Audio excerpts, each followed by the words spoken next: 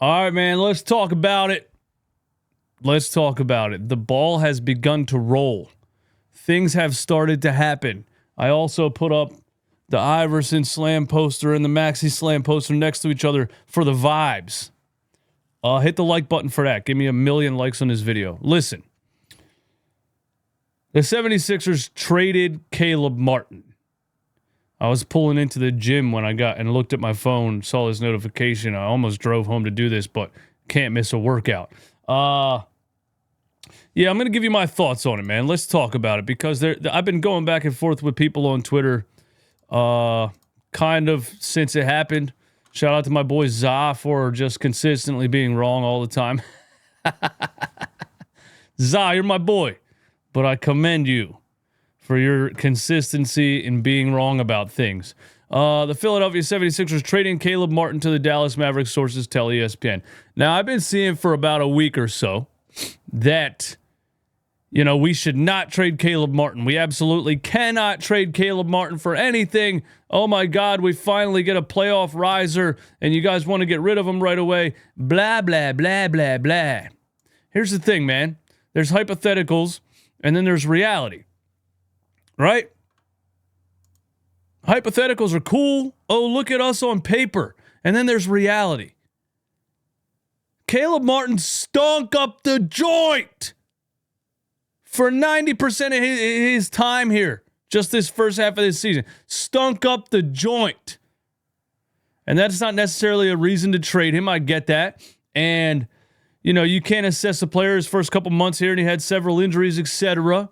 And if you were moving towards the playoffs, you would want to keep Caleb Martin as a playoff veteran. I'm going to tell you the real reason the Sixers traded him, but I just want to let you guys know Caleb Martin stunk up the joint. He played 30 games. He missed 15. He had 4 injuries in 30 games. He started the season with a shoulder impingement. I mean, he looked like Markelle Fultz out there. He couldn't shoot at all. Then he got that back, had a couple of good games. Then he had a couple of bad ones again. I'm sorry, guys. 135-point performance against the Boston Celtics in the playoffs 3 years ago, and everybody thinks Caleb Martin is Robert Horry in his prime. Let's calm it on down, okay? Caleb Martin is not untouchable. Anyway, the Sixers traded him. And they traded him to keep Gershon Yabusele. That's why they traded him, and I'm going to talk to you about that in a second. But they traded him to the Dallas Mavericks. Now, shout out to Daryl Morey for witnessing the Luka Doncic trade go down and saying, wow, Nico Harrison has no idea what he's doing. And Nico Harrison, was quoted after trading Luka Doncic, and he said, defense wins championships.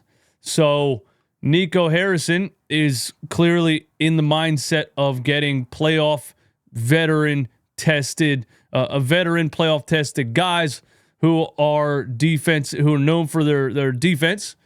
And Caleb Martin's one of those guys. And I'm not saying Caleb Martin is not one of those guys. But Nico Harrison just traded a 24-year-old player who's averaging more points per game on almost half the minutes per game and shooting a higher percentage from three. I'm not saying Quentin Grimes is a defender by any means, and I'm not a Quentin Grimes expert. I remember him when he played for the New York Knicks. I know Knicks fans loved him sometimes. They hated him sometimes. I'm not saying it's an earth-shattering move. But what I'm saying is the 76ers traded a guy who had trouble with injuries at 29 years old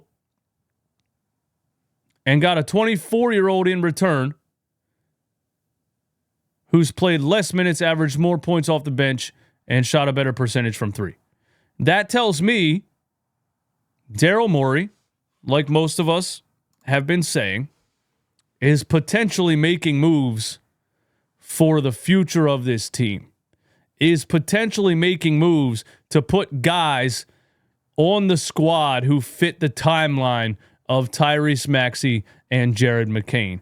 Making a move like this for a 24-year-old player, getting rid of a playoff veteran, a defensive-minded playoff veteran, for a 24-year-old player with potential tells me that Daryl Morey is looking towards the future, looking towards the Maxey McCain era, because the Joel Embiid era, let's be honest, is close to being over.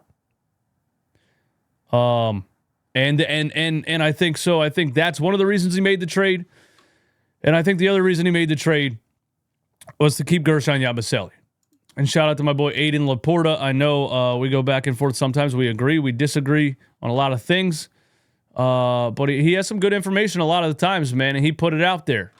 The Sixers are now eligible to pay Yabusele the non-taxpayer mid-level exception of $14.45 million per year. If the Sixers remained in the luxury tax, the non-taxpayer or the mid-level exception would have only been $5 million. And Yabusele this offseason is going to get offers for much more than $5 million a year. So with getting under the luxury tax, they can now pay Gershon Yabusele this offseason, barring whatever they do at the trade deadline, whatever else they do at the trade deadline. As far as the money right now, they would qualify for the non-taxpayer mid-level exception of $14.4 million per year that they could use to pay Gershon Yabusele, even with Paul George's contract on the books. So I think Daryl Morey made the move because Quentin Grimes is younger and fits the timeline better of Maxey and McCain moving forward. He got a second-round pick out of it. Caleb Martin had trouble staying on the floor. And he freed up the money to pay our boy Gershon Yabusele this offseason. Potentially. Now, if he makes a bunch of other moves at the trade deadline, the money could change a lot. But there is that, and my opinion on that, and you give me your opinion on that. And now one more thing, a little bit of a rumor, but I think it very well could be true. Now, the Atlanta Hawks and the Golden State Warriors have both expressed interest in Paul George. Like I said yesterday, anybody who wants Paul George's contract, please take it away. I don't need anything in return. I don't give a damn. Now, I do think Daryl Morey has seen how much of a disaster this has been. Daryl Morey is on social media. He does see the fan base. He hasn't been tweeting since October because, he can't, because the fans hate him right now. And what he did this offseason hasn't worked out at all. But he sees the reaction of the fan base. They saw the ticket sales absolutely plummet. He knows, if anything, he at least has to sell something to the fan base at this trade deadline, or they're going to continue to trend downward for the rest of the year. And I also think maybe Daryl Morey understands that this Paul George thing has not worked out, and Paul George doesn't look like he's going to get any better over the next couple of years. And maybe it's best to accept that and move forward. So here's the rumor. Golden State, Philadelphia, Phoenix, and Miami have held discussions on a multi-team trade that would reroute multiple All-Stars. Nothing is imminent, but Golden State seems to be the driving force behind negotiations. Trade deadline is this Thursday, February 6th. So like I said yesterday, this podcast pinky injury, I think, is being used to hold him out because I think possibly Daryl Morey has been trying to facilitate trades now for a couple of weeks. Like I said, anybody who wants that contract, you can have him. Daryl Morey's obviously going to try to get something in return.